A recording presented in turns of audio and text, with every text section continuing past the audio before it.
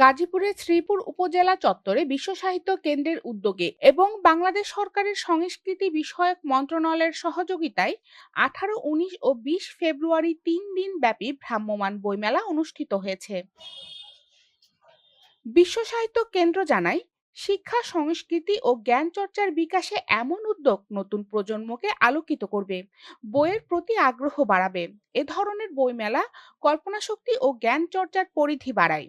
চলুন আমরা সবাই বই পড়ি, নতুন প্রজন্মকে বইয়ের প্রতি আগ্রহী করে তুলি। ভ্রাম্যমাণ বইমেলার ইউনিট ইনচার্জ মোহাম্মদ কামরুজ্জামান জানান, বর্তমান প্রজন্মকে বইমুখী করা ও পাঠাভ্যাস গড়ে তোলার লক্ষ্যে বিশ্ব সাহিত্য কেন্দ্রের এই উদ্যোগ।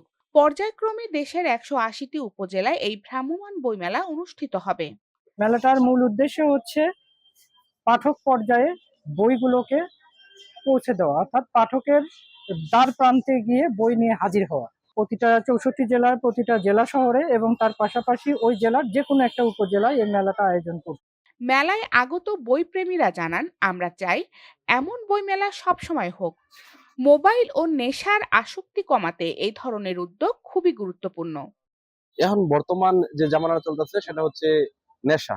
এখন আমরা যুবক যারা আছি তারা আমরা নেশা ছাড়া কোনো কিছু বুঝি না, এটা তো আমরা সবাই জানি। কিন্তু যদি আমার নতুন নতুন মেলা হয়, আমরা বই কেনার একটা উৎসব হয়, আমরা একটা বই কিনি।